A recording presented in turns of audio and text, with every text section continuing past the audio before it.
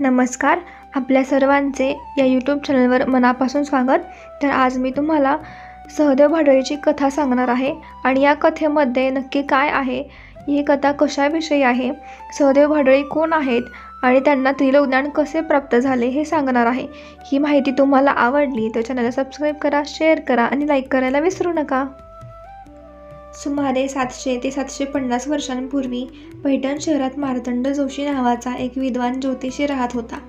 सर्व विद्यात त्याची गती होती.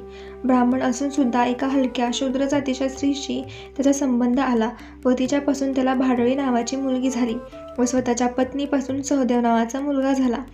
आपल्या वडिलांकडून सहदेव लहानपणीच ज्योतिष विद्या शिकत होता.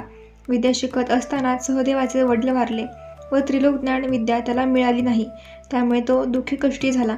परंतु सहदेव धीराचा दुःख करत बसण्यापेक्षा प्रयत्न करून एखादा गुरु आपण प्राप्त करावा व त्याच्याकडून ही विद्या संपादन करावी असे त्याने ठरविले. पैठण शहरातच एक साधू पुरुष राहत असे. सहदेव त्यांच्याकडे गेला व नम्रपणे म्हणाला, महाराज, आपण मला शिष्य करून घ्यावे व मजला त्रिलोकज्ञान विद्या शिकवावी. साधू पुरुष त्याच्या नम्रपणाने संतुष्ट झाले व म्हणाले, बालका, तुझी इच्छा उत्तम आहे, परंतु ही विद्या मला स्वतःलाच प्राप्त झालेली नाही. ती मी तुला कशी शिकवू? मुला, ही विद्या माझ्या गुरूंना अवगत होती, परंतु दुर्दैवाने ते या जगात नाहीत. परंतु ही विद्या स्वतः प्राप्त करून घेण्याचा सहदेवाचा हट्ट होताच. तो परोपरीने त्या साधू पुरुषास मार्ग विचारू लागला. तेव्हा त्या साधू पुरुषाने त्यास धारानगरीला जावयास सांगितले. साधू पुरुष त्यास म्हणाले, या नगरीत ज्या अनेक समाध्या आहेत त्यात माझ्या गुरूंचीही समाधी आहे. एका मोठ्या लिंबाच्या झाडाखाली असलेली समाधी माझ्या गुरूंची आहे. ती जागा तू उकर. त्यानंतर गुरूंची कवटी बाहेर काढ. रोज सकाळी नदीवर स्नानादी कर्मी उरक व दगडावर माझ्या गुरूंची कवटी उगाळून रोज ते पीत जा. त्यायोगे तुला त्रिलोकज्ञान प्राप्त होईल. साधूचे हे सांगणे सहदेवाने मान्य केले. तो तसाच धारानगरीला गेला. अनेक समाध्या त्याने पाहिल्या. साधू पुरुषाने सांगितल्याप्रमाणे एका मोठ्या लिंबाच्या झाडाखाली असलेली साधू पुरुषाच्या गुरूंची समाधी त्याने शोधून काढली, उकरली व साधू पुरुषाच्या गुरूंची कवटी हस्तगत केली.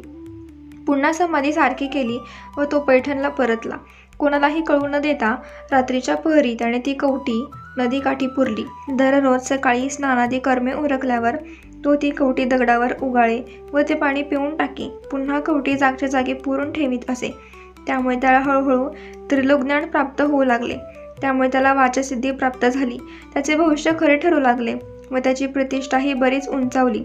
सहदेवाचा हा नित्यक्रम चालूच असतानाच एक दिवस अचानक भाडळी तिथे दैवयोगाने आली व तिने सहदेव कवटी उगाळून त्याचे पाणी पीत असताना पाहिले. सहदेवाला वाचासिद्धी त्रिलोकज्ञान कसे प्राप्त झाले हे भाडळीच्या लक्षात आले. आपणही ती कवटी उगाळून प्यायलो तर आपल्यालाही त्रिलोकज्ञान प्राप्त होईल हे तिला कळून आले. सहदेव निघून गेल्यावर तिने ती कवटी काढली व सर्वच्या सर्व उगाळून त्याचे पीठ करून ते तिने खाऊन टाकले. त्यामुळे तिला त्रिलोकज्ञान प्राप्त झाले. ती जे जे भविष्य कथन करू लागली ते सत्य होऊ लागले. तिची कीर्ती वाढली. दुसरे दिवशी सहदेव नदीवर जातो, परंतु त्याला कवटी आढळत नाही. तो चकित होतो. पुन्हा तो साधू पुरुषाकडे जातो व त्यांना कवटी नाहीशी झाल्याचे सांगतो. साधू पुरुषाने अंतर्ज्ञानाने सर्व जाणले. ते सहदेवास सांगतात, हे मुला, तुझ्या प्रारब्धात होती तेवढी विद्या तुला मिळाली आहे. तू ठेवलेली कवटी भाडळीस मिळाली व तिनेच ती खाऊन पिऊन टाकली आहे. तुझ्यापेक्षा कवटीचा अधिक अंश तिच्या पोटात गेला असल्यामुळे तिलाच त्रिलोकज्ञान पूर्ण प्राप्त झाले आहे. तेव्हा जातपात यांसारखा क्षुल्लक विचार मनात आणू देऊ नको. केवळ ज्ञानासाठी तिचा शिष्य हो. पुढे सहदेव भाडळीचा शिष्य होतो. त्या दोघांची ज्योतिषशास्त्रासंबंधी प्रश्नोत्तरे होतात. ती प्रश्नोत्तरे म्हणजेच सहदेव भाडळी हा ग्रंथ होय. ज्योतिषशास्त्रा आधारे त्यांनी काही अनुभव घेऊन त्यावर आपले मत अनेक विषयांवर दिले आहे. शेतकरी, ज्योतिषी, कुटुंबवत्सल माणसे या सर्वांनाच उपयोगी पडेल असा हा ग्रंथ आहे. धन्यवाद.